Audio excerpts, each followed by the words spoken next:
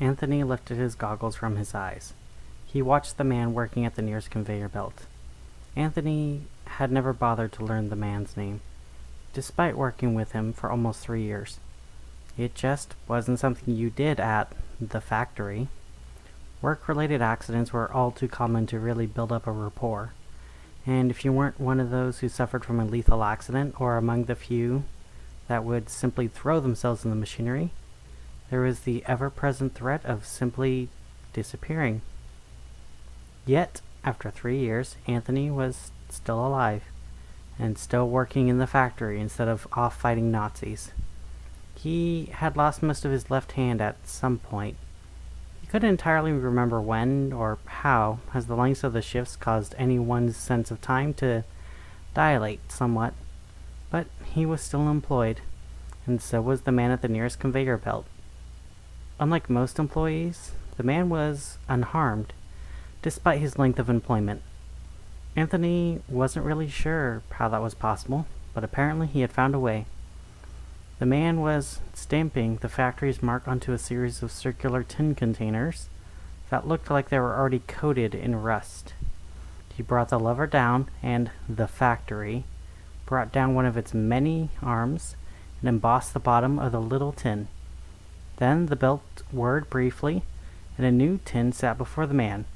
He repeated the action, his eyes unfocused. Anthony felt a sweltering heat encase him as he pulled his goggles back on. He wrapped a shiny hoop around the cylindrical chamber and welded the ends together to reinforce the frame. Welding with only 1.5 hands should have been near impossible, but he had never found it to be much of an obstacle. Anthony wasn't even sure what the thing was meant to do. He was just to create the central chamber, then drag it over to the woman who would affix the gauges and tubes to it, and who would go back to his station to find the beginnings of another chamber. He never bothered to find out where they came from. Questions in the factory often led to unpleasant answers. It was towards the end of a shift when it happened. Anthony was delirious to the point where he tried welding without his goggles, but before he could place the torch to the metal, a hand placed itself on his shoulder. He looked up to the manager, which wagged one of its many fingers as a playful warning. Anthony took him a few moments to realize what to do, but he pulled the goggles back over his eyes.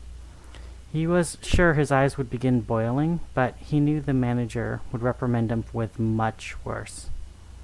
He felt the manager pat his head gently, and Anthony could see it walking away in the edges of his goggled vision. He thanked it, and it waved him a nonchalant dismissal with his various limbs.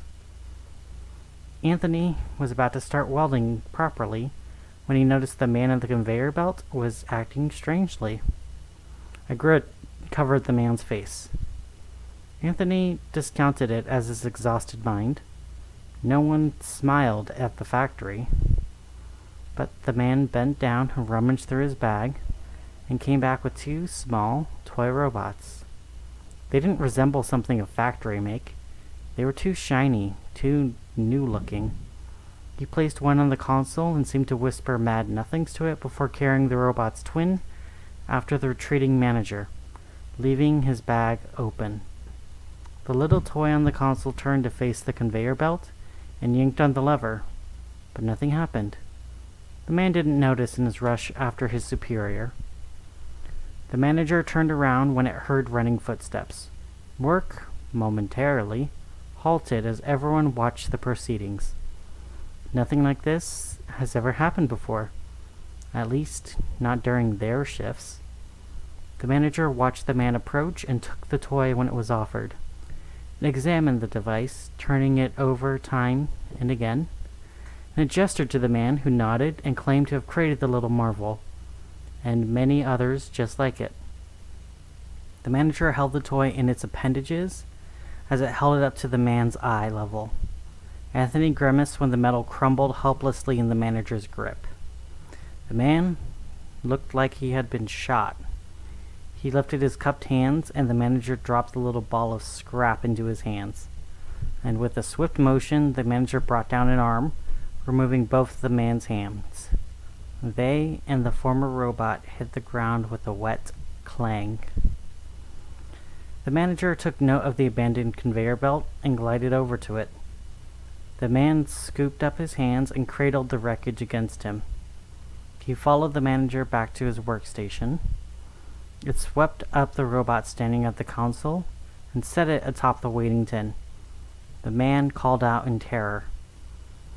The toy viewed its creator and its fallen brother silently. It turned to the manager.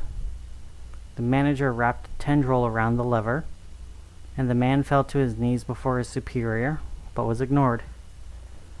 Anthony lowered himself to watch the man dig into his bag sitting by the console.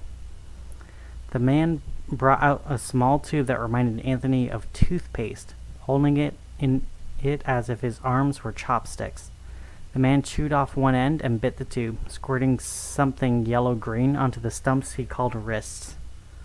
The man fiddled with the wreckage before stuffing the metal ball into his bag, and he hooked his arms through the bag straps and dashed off. Anthony noticed that the man's hands were somehow reattached, though they didn't look to be moving. The manager watched the man run off and pulled what looked like a pistol from seemingly nowhere. The manager spoke in words Anthony did not understand and aimed the pistol at the retreating toy maker. The toy maker let out a yell that Anthony didn't understand the meaning of, though he at least understood the words. The toy responded to its maker's cry by opening its chest and firing a rocket at the manager's face. The floor of the factory that Anthony was on stopped. Conveyor belts halted, the welding torches went out, and for a brief moment the workers didn't even breathe. Then something broke the silence.